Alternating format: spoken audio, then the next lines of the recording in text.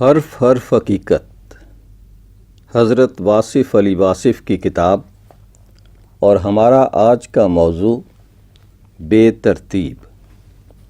زندگی ترتیب بلکہ حسن ترتیب کا نام ہے، لیکن کبھی کبھی یہ ترتیب اپنے آپ سے باہر ہو جاتی ہے، جس طرح کناروں کے اندر بہنے والا خاموش دریا کبھی نہ کبھی اپنے آپ سے باہر ہو جاتا ہے اور پھر تمام زندگی کو بے ترتیب کر دیتا ہے۔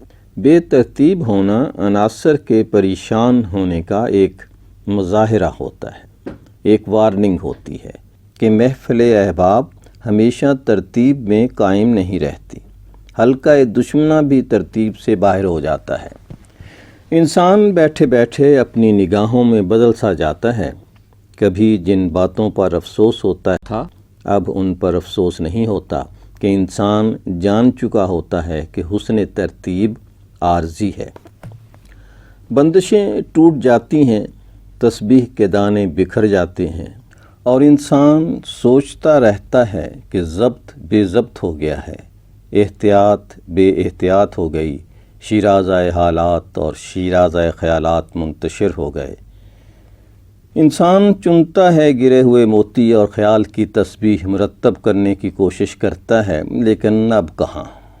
بے ترتیبی انسان کو گرفت میں لے لیتی ہے اور وہ روتے روتے ہنس پڑتا ہے اور ہنستے ہنستے رو پڑتا ہے۔ مانوس اور مرغوب مقامات اور افراد اور کیفیات سے گریزاں ہو جاتا ہے۔ جب خیال کی بندش ٹوٹ جائے تو عمل کی ترتیب بھی قائم نہیں رہ سکتی۔ کبھی باقاعدگی کو کامیابی سمجھا جاتا ہے اور کبھی بے قاعدگی کو پسند کیا جانے لگتا ہے۔ جب خیال بے ترتیب اور منتشر ہو جائے تو اظہار، بیان اور تحریر میں ربط ختم ہو جاتا ہے۔ کسی بات کا کوئی سرا کسی سرے سے نہیں ملتا، بندشیں اور کڑیاں ٹوٹ جاتی ہیں۔ جن اینٹوں سے خوبصورت مکان بنائے گئے وہ پھر ربط سے بے ربط ہو کر ملبے کا ڈھیر ہو جاتی ہیں، واضح غیر واضح ہو جاتا ہے۔ اسی کیفیت میں نے چاہا کہ مضمون لکھا جائے، لیکن پھر میں نے ہی چاہا کہ مضمون نہ لکھا جائے، بس بے ترتیب باتیں کی جائیں۔ غور کر رہا تھا کہ ہماری عبادتیں، ہماری ریاضتیں اور ہماری دعائیں اتنی با اثر نہیں ہوتیں جتنی ہم سے پہلے لوگوں کی ہوتی تھیں۔ گزشتہ زمانوں کے لوگوں کے حالات اتنے خوشگوار نہیں تھے جتنے آج کل ہیں۔ آج کا ایک معمولی سا کارخانہ دار، ایک چھوٹا سا سرمایہ دار بھی اپنے پاس اتنی دولت رکھتا ہے کہ شاید کسی مغل بادشاہ کے تصور میں بھی نہ ہو۔ ان لوگوں کی زندگی خوشگوار تھی، لیکن ان کے پاس ایئر کنڈیشنرز نہیں تھے، ٹیلی فون نہیں تھے، ان کے پاس سفر کے لیے گاڑیاں، جہاز اور ہیلی کاپٹر نہیں تھے۔ ان کی سڑکیں بس نام کی سڑکیں تھیں اور وہ سفر کیا کرتے تھے گھوڑا گاڑی میں اور ہاتھی کی پشت پر۔ وہ لوگ گھوڑے دوڑاتے تھے اور خوش رہتے تھے۔ آج ایک عام آدمی اتنی آسائش میں رہتا ہے، اتنے آرام میں رہتا ہے کہ اس کو ہر طرح کی سہولتیں میسر ہیں، لیکن دل بجھا ہوا ہے، شاید زندگی کی بے ترتیبی میں گھر چکا ہے۔ کثرت مقاصد نے آج کے انسان کو جکڑ کے رکھ دیا ہے، ہر چیز نقلی اور سطحی ہوتی جا رہی ہے۔ کسی زمانے میں کہیں سے درد کی فریاد اٹھتی تھی تو سارے زمانے میں احساس کی لہر دوڑتی۔ آج لوگ گھر سے بے گھر ہو گئے، پانی کی نظر ہو گئے، لیکن عیاشیوں کی رفتار میں فرق نہ آیا۔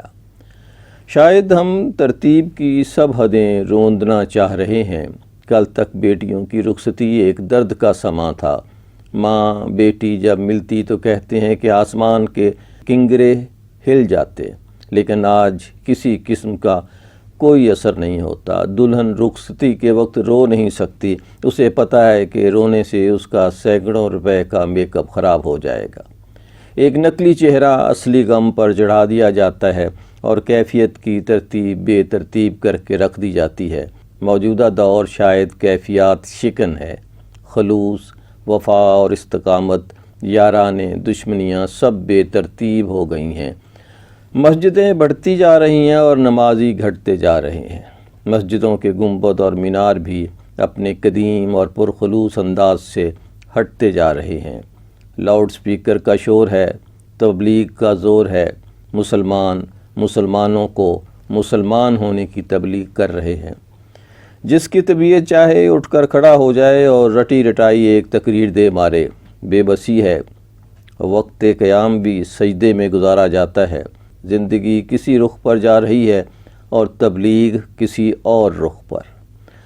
ہم لوگ بیان کرتے ہیں کہ حضور اکرم صلی اللہ علیہ وسلم کی زندگی سادہ تھی۔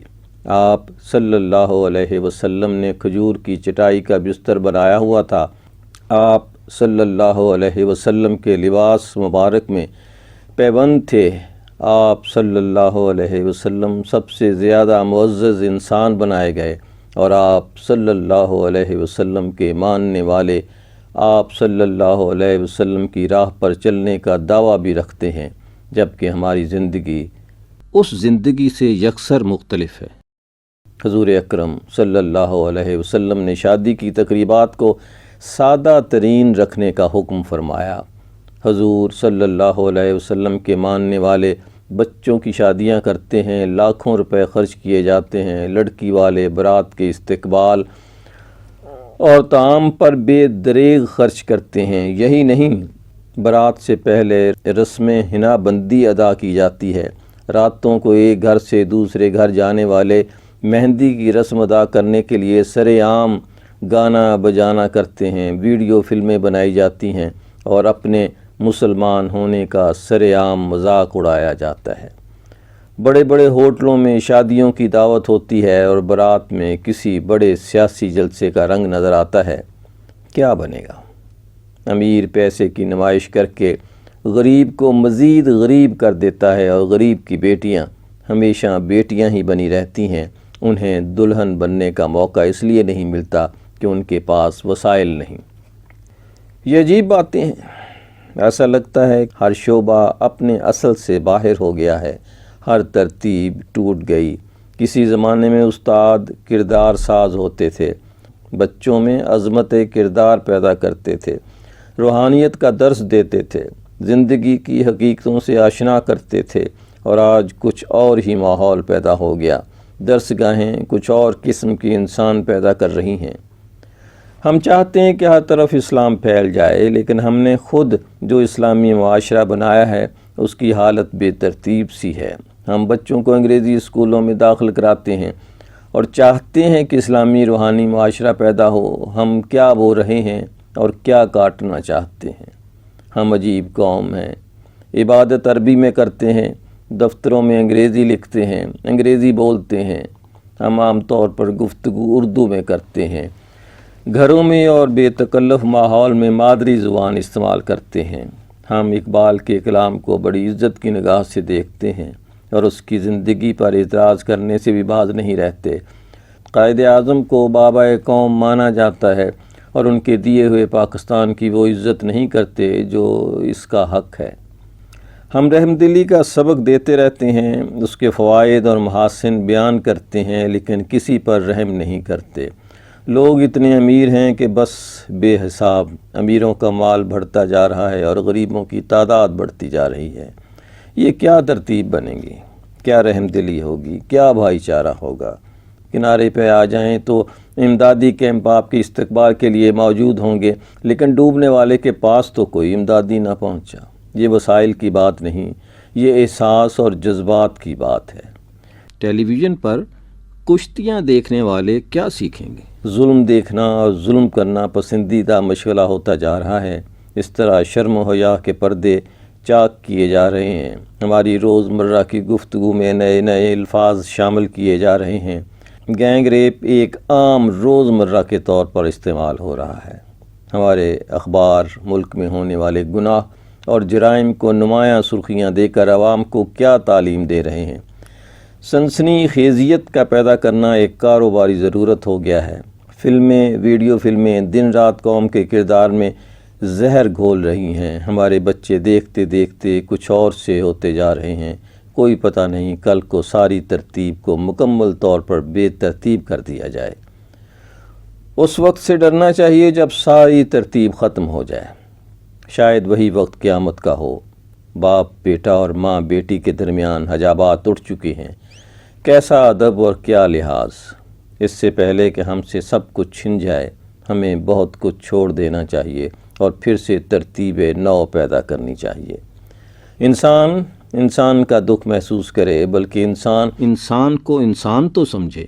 یہ فنا کی بستی ہے، یہ وقت کا عبرت کدہ ہے، جہاں سے بڑے بڑے فراعنہ لعنتی ہو کر نکلے۔ یہاں سے کوئی چیز اٹھائی نہیں جا سکتی۔ زمینیں انتقال کراتے کراتے بندے کا اپنا انتقال ہو جاتا ہے۔ ہم دوسروں کے مال کی حفاظت کرتے رہتے ہیں اور آنے والی نسل مال کے انتظار میں ہماری رخصت کی دعا کرتی رہتی ہے۔ کیا ایسا نہیں ہو سکتا کہ جو ہو رہا ہے وہ نہ ہو اور جو نہیں ہو رہا ہے وہ ہونا شروع ہو جائے؟ کیا ایسا نہیں ہو سکتا کہ ہم ایک وحدت میں پھر سے پرو دیے جائیں؟ کیا تمام علماء اور تمام مشائخ اکٹھے نہیں ہو سکتے؟ کیا اس قوم کو وہ وقت نہیں مل سکتا جس کے آنے کی دعائیں کی جا رہی تھیں؟ کیا وہ قربانیاں جو شہید ہونے والوں نے پیش کی ان کو رائے گاہ ہونے سے بچایا نہیں جا سکتا؟ یہاں اپنے دیس میں بہت سے لوگ خود کو پردیسی مانتے ہیں۔ کیوں؟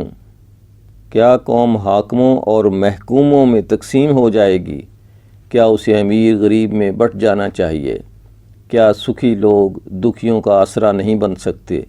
کیا موجود بے ترتیبی پھر حسن ترتیب میں نہیں آ سکتی؟ یہ سوچنے کی بات ہے۔